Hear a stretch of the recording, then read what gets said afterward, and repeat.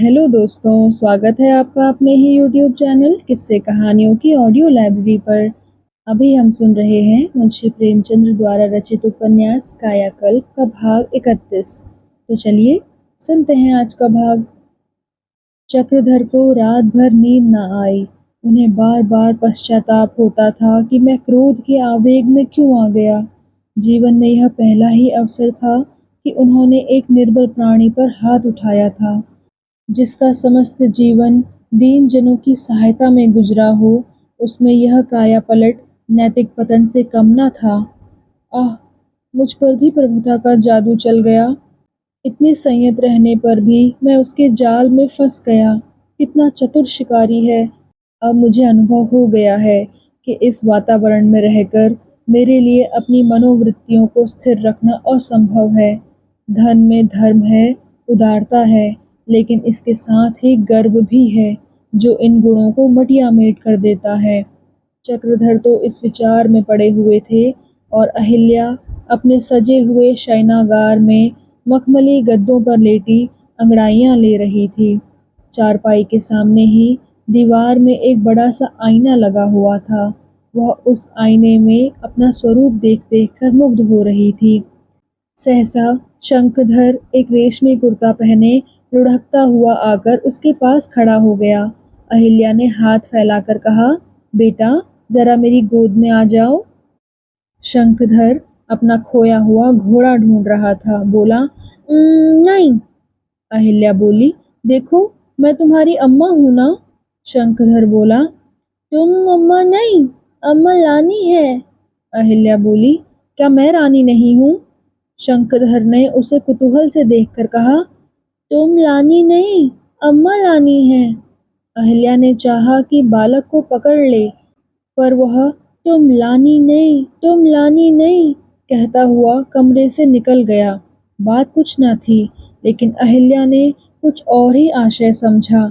यह भी उसकी समझ में मनोरमा की कूटनीति थी।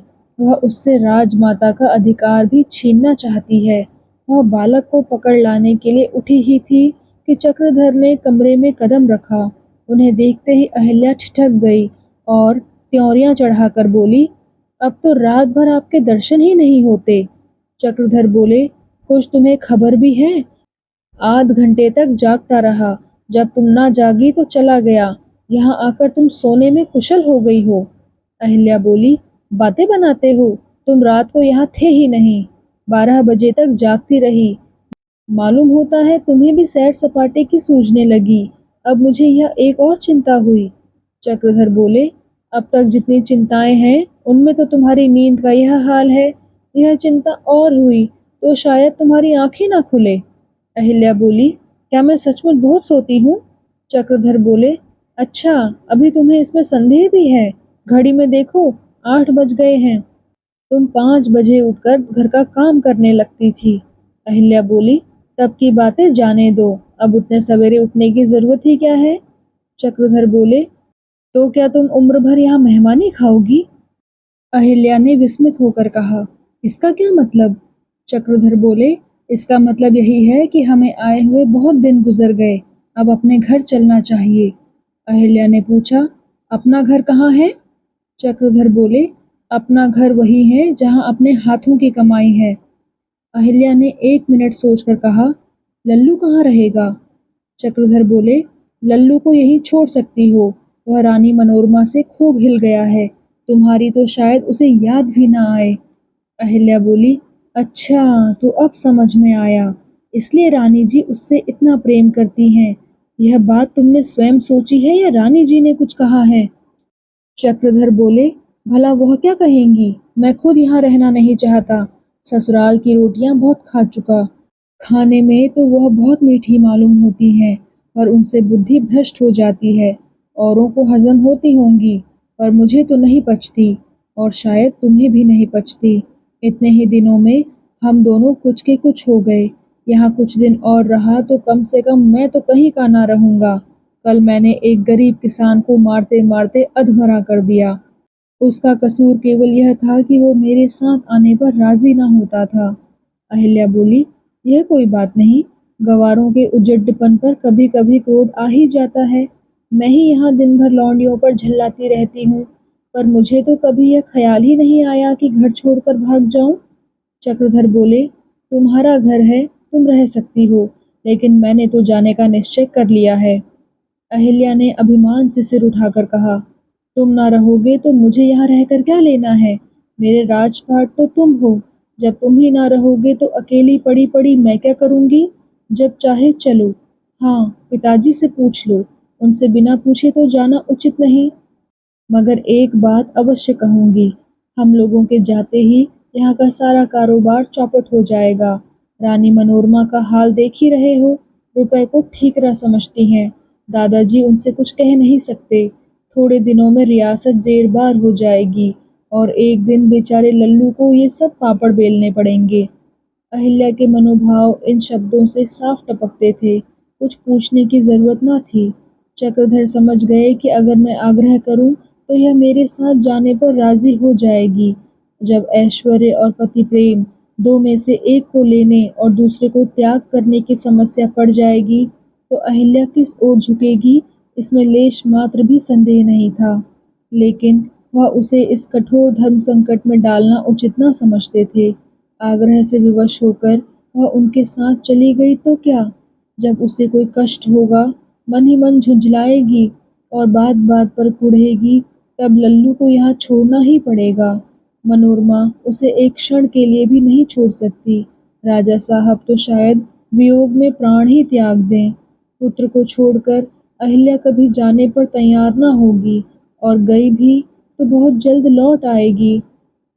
चक्रधर बड़ी देर तक इन्हीं विचारों में मग्न बैठे रहे। अहिल्या पति के साथ जाने पर सहमत तो हो गई थी, पर दिल में डर रही थी कि कहीं सचमुच न जाना पड़े।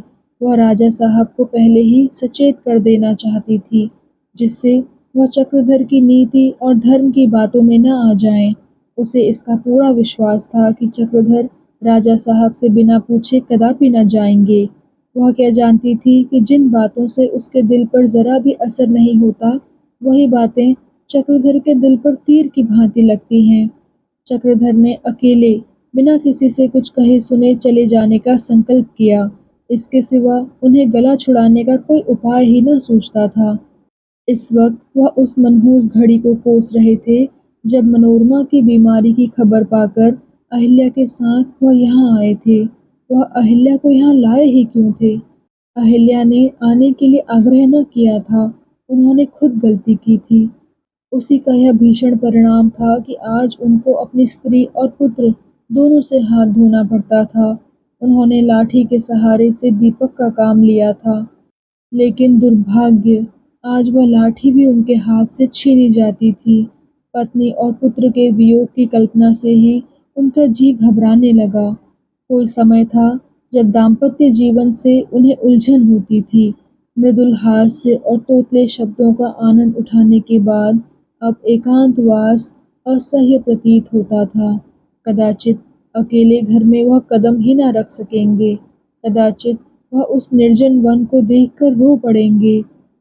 मनोरमा इस वक्त शंखधर को लिए हुए बगीचे की ओर जाती हुई इधर से निकली। चक्रधर को देखकर वह एक क्षण के लिए ठिठक गई। शायद वह देखना चाहती थी कि अहिल्या है या नहीं। अहिल्या होती तो वह यहाँ दम भर भी न ठहरती, अपनी राह चली जाती। अहिल्या को ना पाकर वह कमरे के द्वार पर आ खड़ी हुई और बोली, बाबूजी, रात को सोए नहीं क्या? आंखें चढ़ी हुई हैं। चक्रधर बोले, नींद ही नहीं आई, इसी उधेड़-बुन में पड़ा था कि रहूं या जाऊं। अंत में यही निश्चय किया कि यहाँ और रहना अपना जीवन नष्ट करना है। मनोरमा बच्चे से बोली, क्यों लल्लू, यह कौन है? शंखधर ने शर्माते हुए कहा, बाबूजी। मनोरमा बोली, इनके साथ जाओगे?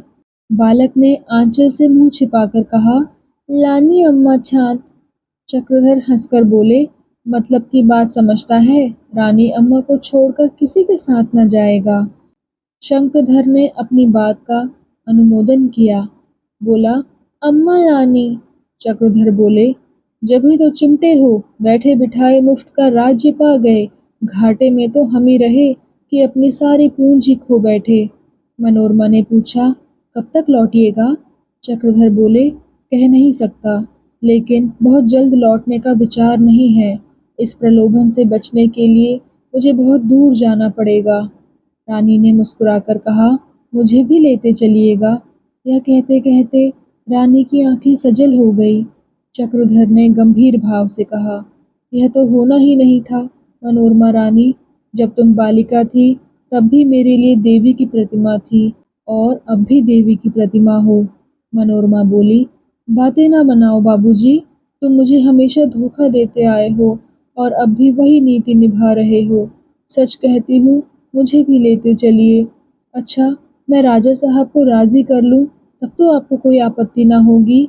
चक्रधर बोले, मनोरमा, दिल लगी कर रही हो या दिल से कहती हो? मनोरमा बोली, दिल से कहती हूँ, कोई दिल लगी नहीं। चक्रधर बोले, मैं आपको अपने साथ न ले जाऊंगा। मनोरमा ने पूछा, क्यों? चक्रधर बोले, बहुत सी बातों का अर्थ बिना कहे ही स्पष्ट होता है। मनोरमा बोली, तो आपने मुझे अब भी नहीं समझा।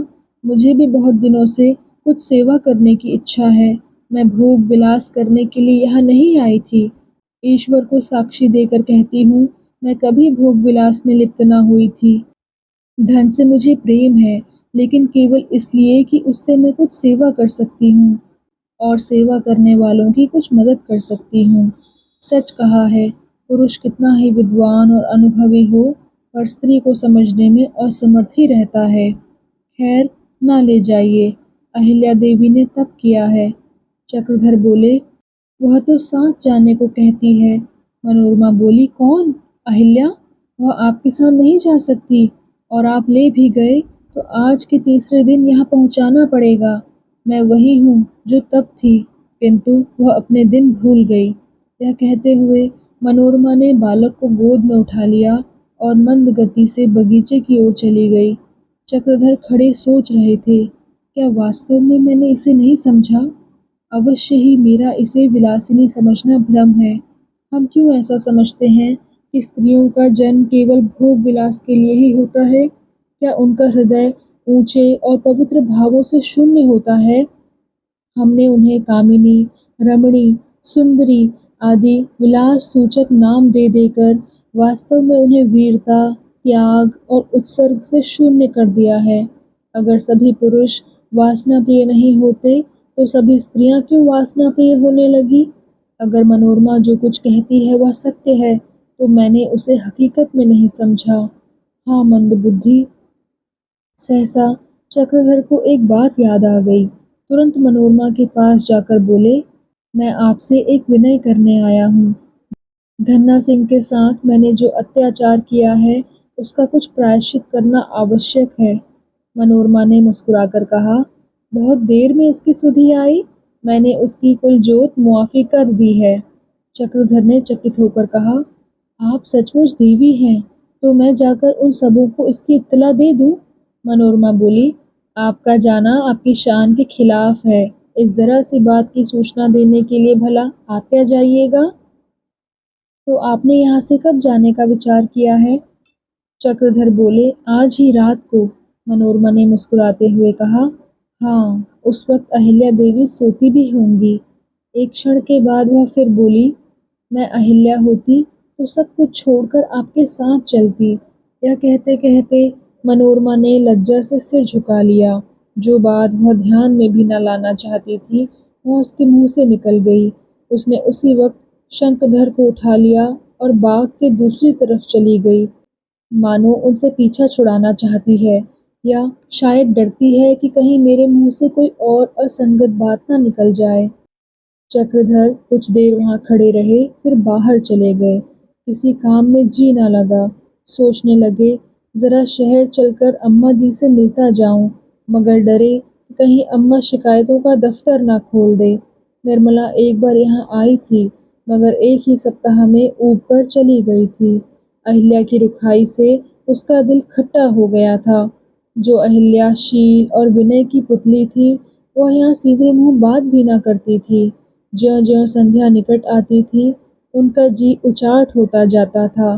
पहले कहीं बाहर जाने में जो उत्साह होता था, उसका अब नाम भी ना था। जानते थे कि छलके हुए दूध पर आंसू बहाना व्यर्थ है, किंतु इस वक्त बार बार स्वर्गवासी मुंशी यशोदानंदन पर क्रोध आ रहा था। अगर उन्होंने मेरे गले में फंदा न डाला होता तो आज मुझे क्यों हर विपत्ति झेलनी पड़ती।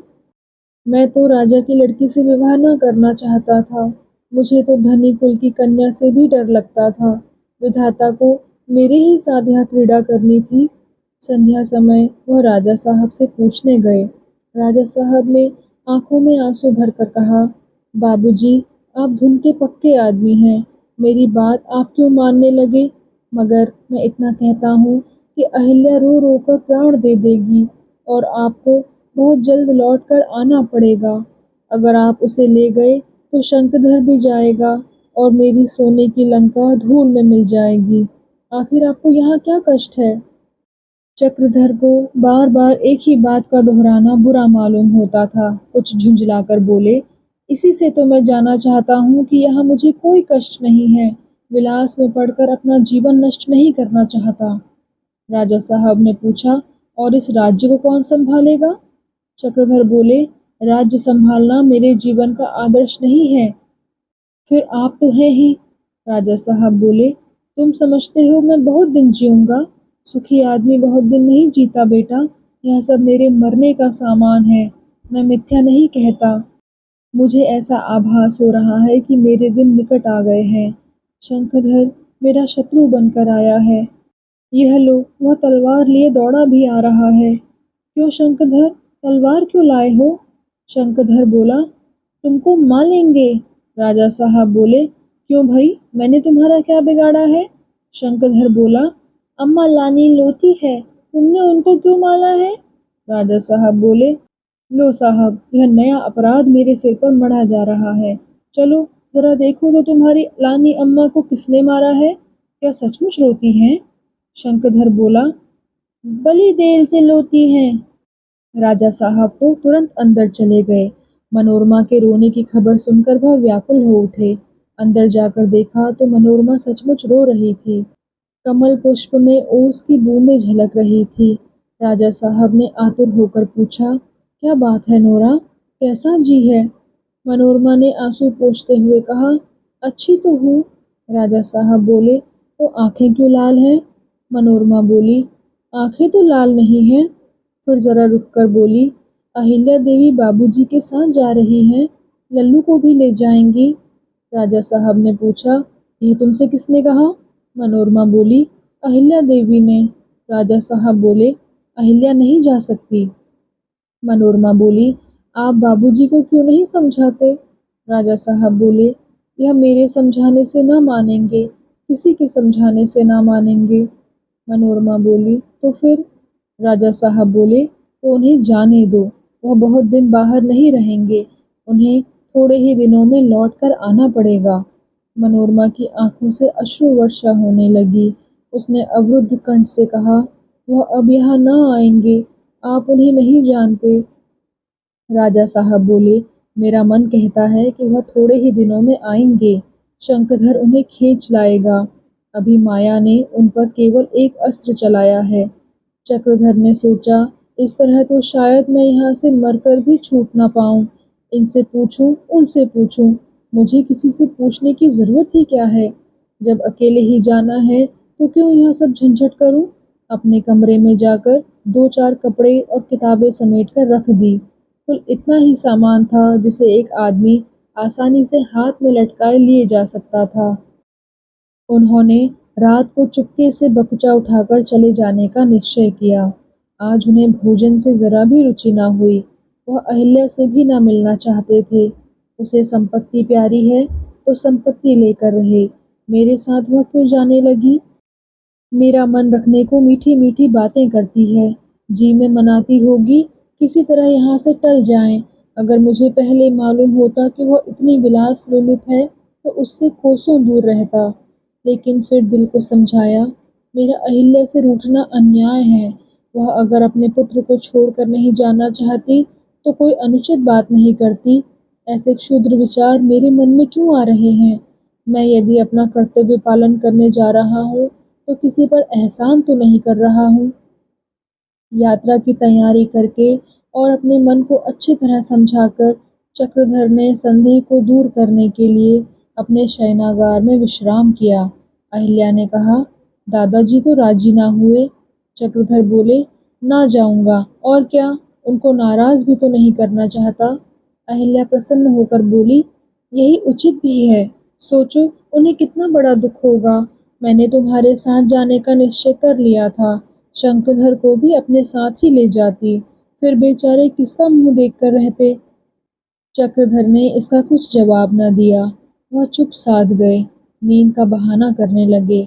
वह चाहते थे कि यह सो जाए तो मैं चुपके से अपना बकुचा उठाऊं और लंबा हो जाऊं, मगर निद्रा विलासिनी अहिल्या की आंखों से आज नींद कोसों दूर थी। वह कोई न कोई प्रसंग छेड़कर बातें करती जाती थी, यहाँ तक कि जब आधी रात से अधिक बीत गई तो चक्रधर ने कहा, भाई अब मुझे सोने दो, आज तुम्हारी नींद कहाँ भाग गई। उन्होंने चादर ओढ़ ली और मुंह फेर लिया। गर्मी के दिन थे, कमरे में पंखा चल रहा था, फिर भी गर्मी मालूम होती थी। रोज किवाड़ खुले रहते थे। जब अहिल्या को विश्वास हो गया कि चक्रधर सो गए, तो उसने दरवाजे अंदर से बंद कर दिए और बिजली की बत्ती ठंडी करके सोई। आज वह ना जाने क्यों इतनी सावधान हो गई थी। पगली, जाने वाले को किसने रोका है। रात बीत ही चुकी थी। अहिल्या को नींद आते देर न लगी। चक्रधर का प्रेम कातर हृदय अहिल्या के यूं सावधान होने पर एक बार विचलित हो उठा। वह अपने आंसुओं के वेग को न रोक सके। यह सोचकर उनका कलेजा फटा जाता था कि जब प्रातःकाल यह मुझे ना पाएगी तो इसकी क्या दशा होगी। इधर कुछ दिनों से अहिल्या को विलास प्रमोद में मग्न देखकर चक्रधर समझने लगे कि इसका प्रेम अब शिथिल हो गया है। यहाँ तक कि शंखधर को भी गोद में उठाकर प्यार न करती थी, पर आज उसकी व्यग्रता देखकर उनका भ्रम जाता रहा। उन्हें ज्ञात हुआ कि इसका विलासी हृदय अब भी प्रेम में रत है। जब कोई वस्तु हमारे हाथ से जाने लगती है, तभी उसके प्रति हमारे सच्चे मनोभाव प्रकट होते हैं। निःशंक दशा में सबसे प्यारी वस्तुओं की भी हमें सुध नहीं रहती। हम उनकी ओर से उदासीन से रहते हैं। चारों तरफ सन्नाटा छाया हुआ था। सारा राजभवन शांति में विलीन हो रहा था। चक्रधर ने उठकर द्वारों को टटोलना शुरू किया, पर ऐसा दिशा भ्रम हो गया था कि कभी सपाट दीवार हाथ में आती, कभी कोई खिड़की, कभी कोई मेज। याद करने की चेष्टा करते थे कि मैं किस तरफ मुंह करके सोया था। द्वार ठीक चारपाई के सामने था, पर बुद्धि कुछ काम न देती थी। उन्होंने एक क्षण शांत चित्त होकर विचार किया, पर द्वार का ज्ञान फिर भी न हुआ। यहाँ तक कि अपनी चारपाई भी न मिलती थी। आखिर उन्होंने दीवारों को टटोल-टटोल कर बिजली का बटन खोज निकाला और बत्ती जला दी। देखा, अहिल्या सुख निद्रा में मग्न है। क्या छवि थी, मानो उज्ज्वल पुष्प राशि पर कमल दल बिखरे पड़े हों, मानो हृदय में प्रेम स्मृति विश्राम कर रही हो। चक्रधर के मन में एक बार यह आवेश उठा कि अहिल्या को जगा दें और उसे गले लगाकर कहें, प्रिये, मुझे प्रसन्न मन से विदा करो, मैं बहुत जल्द जल्द आया करूँगा। इस तरह चोरों की भांति जाते हुए उन्हें असीम मर्म वेदना हो रही थी। किंतु जिस भांति किसी बूढ़े आदमी को फिसल कर गिरते देख हम अपनी हंसी के वेग को रोकते हैं, उसी भांति उन्होंने मन की इस दुर्बलता को दबा दिया और आहिस्ता से किवाड़ खोला। मगर प्रकृति को गुप्त व्यापार से कुछ बैर है। किवाड़ को उन्होंने कुछ रिश्वत तो दी नहीं थी जो वह अपनी जबान बंद करता। खुला, पर प्रतिरोध की एक दबी हुई ध्वनि के साथ। अहिल्या सोई थी, पर उसे खटका लगा हुआ था। यह आहट पाते ही उसकी संचित निद्रा टूट गई। वह चौंक कर उठ बैठी और चक्रधर को पास की चारपाई पर ना पाकर घबराई हुई कमरे के बाहर निकल आई। देखा तो चक्रधर दबे पांव उस जीने पर चढ़ रहे थे जो रानी मनोरमा के शयनागार को जाता था। उसने घबराई हुई आवाज में पुकारा, कहाँ भागे जाते हो। चक्रधर कमरे से निकले तो उनके मन में बलवती इच्छा हुई कि शंखधर को देखते चले। इस इच्छा को वह संवरण न कर सके। वह तेजस्वी बालक मानो उनका रास्ता रोककर खड़ा हो गया हो। वह ऊपर कमरे में रानी मनोरमा के पास सोया हुआ था। इसलिए चक्रधर ऊपर जा रहे थे कि उसे आंख भर के देख लूं। यह बात उनके ध्यान में ही न आई कि रानी को इस वक्त कैसे जगाऊंगा। शायद वह बरामदे में ही खड़े खिड़की से उसे देखना चाहते हों। इच्छा वेगवती होकर विचार शून्य हो जाती है। सहसा अहिल्या की आवाज सुनकर वह स्तंभित से हो गए। ऊपर ना जाकर नीचे उतर आए और अत्यंत सरल भाव से बोले, क्या तुम्हारी भी नींद खुल गई? अहिल्या बोली, मैं सोई कब थी? मैं जानती थी कि तुम आज जाओगे। तुम्हारा चेहरा कहे देता था कि तुमने आज मुझे छलने का इरादा कर लिया है, मगर मैं कही देती हूँ कि मैं तुम्हारा साथ ना छोड़ूंगी, अपने शंखधर को भी साथ ले चलूंगी। मुझे राज्य की परवाह नहीं है, राज्य रहे या जाए, तुम मुझे छोड़कर नहीं जा सकते। तुम इतने निर्दयी हो यह मुझे ना मालूम था। तुम तो छल करना ना जानते थे, यह विद्या कब से सीख ली? बोलो, मुझे छोड़कर जाते हुए जरा भी दया नहीं आती? चक्रधर ने लज्जित होकर कहा, तुम्हें मेरे साथ बहुत कष्ट होगा अहिल्या, मुझे प्रसन्नचित्त जाने दो। ईश्वर ने चाहा तो जल्द ही लौटूंगा। अहिल्या बोली, क्यों प्राणेश, मैंने तुम्हारे साथ कौन से कष्ट नहीं झेले, और वह ऐसा कौन सा कष्ट है जो मैं झेल नहीं चुकी हूँ? अनाथिनी क्या पान फूल से पूजी जाती है? मैं अनाथनी थी, तुमने मेरा उद्धार किया, क्या वह बात भूल जाऊंगी? मैं विलास की चेरी नहीं हूँ। हाँ, यह सोचती थी कि ईश्वर ने जो सुख अनायास दिया है उसे क्यों ना भोगूं। लेकिन नारी के लिए पुरुष सेवा से बढ़कर कोई श्रृंगार, कोई विलास, कोई भोग नहीं है। चक्रधर बोले, और शंखधर? अहिल्या बोली, उसे भी ले चलूंगी। चक्रधर बोले, रानी जी उसे जाने देंगी क्या? जानती हो राजा साहब का क्या हाल होगा? अहिल्या बोली, यह सब तो तुम भी जानते हो, मुझ पर क्यों भार रखते हो? चक्रधर बोले, सारांश यह है कि तुम मुझे ना जाने दोगी। अहिल्या बोली, हाँ, मुझे छोड़कर तुम नहीं जा सकते, और ना मैं ही लल्लू को छोड़ सकती हूँ। किसी को दुख हो तो हुआ करे। इन बातों की कुछ भनक मनोरमा के कानों में भी पड़ी। वह भी अभी तक न सोई थी। उसने दरबान से ताकीद कर दी थी कि रात को चक्रधर बाहर जाने लगे तो मुझे इत्तला देना। वह अपने मन की दो चार बातें चक्रधर से कहना चाहती थी। यह बोलचाल सुनकर नीचे उतर आई। अहिल्या के अंतिम शब्द उसके कानों में पड़ गए। उसने देखा कि चक्रधर बड़े हतबुद्धि से खड़े हैं, अपने कर्तव्य का निश्चय नहीं कर सकते, कुछ जवाब भी नहीं दे सकते। उसे भय हुआ कि इस दुविधा में पड़कर कहीं वह अपने कर्तव्य मार्ग से न हट जाएं, मेरा चित्त दुखी न हो जाए। इस भय से वह विरक्त होकर कहीं बैठे न रहें। वह चक्रधर को आत्मोत्सर्ग की मूर्ति समझती थी। उसे निश्चय था कि चक्रधर इस राज्य की तृण बराबर भी परवाह नहीं करते। उन्हें तो सेवा की धुन लगी हुई है। यहाँ रहकर अपने ऊपर बड़ा जब्र कर रहे हैं। वह यह भी जानती थी कि चक्रधर किसी तरह रुकने वाले नहीं। अब यह दशा उनके लिए असह्य हो गई है। तो क्या वह शंखधर के मोह में पड़कर उनकी स्वतंत्रता में बाधक होगी? अपनी पुत्र तृष्णा को तृप्त करने के लिए उनके पैरों की बेड़ी बनेगी? नहीं, वह इतनी स्वार्थनी नहीं है। जिस बालक से उसे नाम का नाता होने पर इतना प्रेम है, उसे वह कितना चाहते होंगे, इसका वह भली भांति अनुमान कर सकती थी। वह शंखधर के लिए रोएगी, तड़पेगी, लेकिन अपने पास रखकर चक्रधर को पुत्र वियोग का दुख न देगी। वह उनके दीपक से अपना घर न उजाला करेगी। यही उसने स्थिर किया। बाबूजी, आप मेरा ख्याल न कीजिए, शंखधर को ले जाइए। आखिर आपका दिल वहाँ कैसे लगेगा? मेरा क्या, जैसे पहले रहती थी वैसे ही फिर रहने लगूंगी। हाँ, इतनी दया कीजिएगा कि कभी कभी उसे लाकर मुझे दिखा दिया कीजिएगा। मगर अभी तो 2-4 दिन रहिएगा। बेटियां क्या यूं रातों रात विदा हुआ करती हैं? 2-4 दिन तो शंखधर को प्यार कर लेने दीजिए। यह कहते कहते मनोरमा की आंखें डबडबा आई। चक्रधर ने गदगद कंठ से कहा, वह भला आपको छोड़ मेरे साथ क्यों जाने लगा?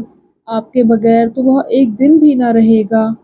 मनोरमा बोली, यह मैं कैसे कहूँ? माता पिता बालक के साथ जितना प्रेम कर सकते हैं उतना दूसरा कौन कर सकता है? अहिल्या यह बात सुनकर तिलमिला उठी। पति को रोकने का उसके पास यही एक बहाना था। वह न यहाँ से जाना चाहती थी, न पति को जाने देना चाहती थी। शंखधर की आड़ में वह अपने मनोभाव को छिपाए हुए थी। उसे विश्वास था कि रानी शंखधर को कभी न जाने देंगी और न चक्रधर उनसे इस विषय में कुछ कह सकेंगे। पर जब रानी ने यह शस्त्र उसके हाथ से छीन लिया, तो उसे शंका हुई कि इसमें ज़रूर कोई न कोई रहस्य है। उसने तीव्र स्वर से कहा, तो क्या वह सब दिखावे का ही प्रेम था? आप तो कहती थी, यह मेरा प्राण है, यह मेरा जीवन आधार है। क्या वह सब केवल बातें थी? क्या हमारी आंखों में धूल डालने के लिए ही सारा स्वांग रचा था? क्या आप हम लोगों को दूध की मक्खी की भांति निकालकर अखंड राज्य करना चाहती हैं? यह न होगा। दादाजी को आप कोई दूसरा मंत्र न पढ़ा सकेंगी। मेरे पुत्र का अहित आप न कर सकेंगी। मैं अब यहाँ से टलने वाली नहीं, यह समझ लीजिएगा। अगर आपने समझ रखा हो कि इन सबों को भगाकर अपने भाई भतीजे को यहाँ ला बिठाऊंगी, तो उस धोखे में न रहिएगा। यह कहते कहते अहिल्या उसी क्रोध से भरी हुई राजा साहब के शयन गृह की ओर चली। मनोरमा स्तंभित सी खड़ी रह गई। उसकी आंखों से टप टप आंसू गिरने लगे। चक्रधर मनोरमा को क्या मुंह दिखाते? अहिल्या के इन वज्र कठोर शब्दों ने मनोरमा को इतनी पीड़ा नहीं पहुंचाई थी जितनी उनको। मनोरमा दो एक बार और भी ऐसी ही बातें अहिल्या के मुख से सुन चुकी थी और उसके स्वभाव से परिचित हो गई थी। चक्रधर को ऐसी बातें सुनने का यह पहला अवसर था। वही अहिल्या जिसे वह नम्रता, मधुरता, शालीनता की देवी समझते थे, आज पिशाचिनी के रूप में उन्हें दिखाई दी। मारे ग्लानि के उनकी ऐसी इच्छा हुई कि धरती फट जाए और मैं समा जाऊं, फिर ना इसका मुंह देखूं, ना अपना मुंह दिखाऊं। जिस रमणी के उपकारों से उनका एक एक रोया आभारी था, उसके साथ यह व्यवहार, उसके उपकारों का यह उपहार, यह तो नीचता की चरम सीमा है। उन्हें ऐसा मालूम हुआ मेरे मुंह में कालिख लगी हुई है। वह मनोरमा की ओर ताक भी न सके। उनके मन में विराग की एक तरंग सी उठी। मन ने कहा, यही तुम्हारी भोग लिप्सा का दंड है। तुम इसी के भूखे थे। जिस दिन तुम्हें मालूम हुआ कि अहिल्या राजा की पुत्री है, क्यों ना उसी दिन यहाँ से मुंह में कालिख लगाकर चले गए? इस विचार से क्यों अपनी आत्मा को धोखा देते रहे कि जब मैं जाने लगूंगा अहिल्या अवश्य साथ चलेगी? तुम समझते थे कि स्त्री की दृष्टि में पति प्रेम ही संसार की सबसे अमूल्य वस्तु है। यह तुम्हारी भूल थी।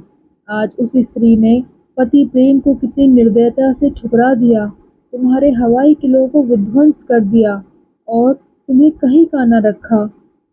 मनोरमा अभी सिर झुकाए खड़ी ही थी कि चक्रधर चुपके से बाहर के कमरे में आए, अपना हैंडबैग उठाया और बाहर निकले। दरबान ने पूछा, सरकार इस वक्त कहाँ जा रहे हैं? चक्रधर ने मुस्कुराकर कहा, जरा मैदान की हवा खाना चाहता हूँ। भीतर बड़ी गर्मी है, नींद नहीं आती। दरबान ने पूछा, मैं भी सरकार के साथ चलूं? चक्रधर बोले, नहीं, कोई जरूरत नहीं। बाहर आकर चक्रधर ने राजभवन की ओर देखा। असंख्य खिड़कियों और दरीचों से बिजली का दिव्य प्रकाश दिखाई दे रहा था।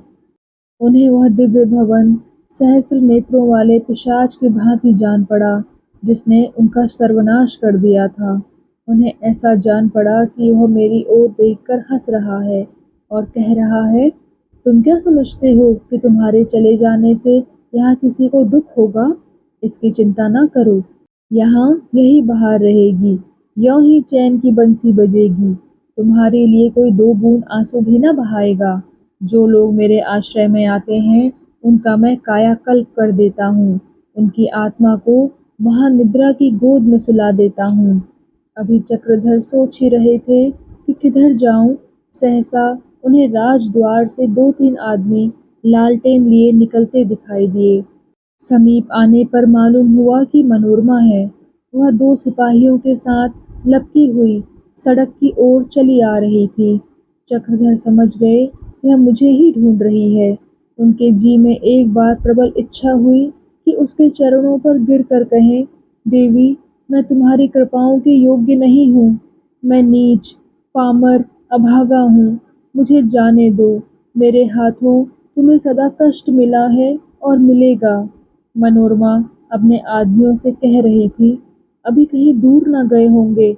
तुम लोग पूर्व की ओर जाओ, मैं एक आदमी के साथ इधर जाती हूँ। बस इतना ही कहना कि रानी जी ने कहा है, जहाँ चाहे जाएं पर मुझसे मिलकर जाएं। राजभवन के सामने एक मनोहर उद्यान था। चक्रधर एक वृक्ष की आड़ में छिप गए। मनोरमा सामने से निकल गई। चक्रधर का कलेजा धड़क रहा था कि कहीं पकड़ ना लिया जाऊं।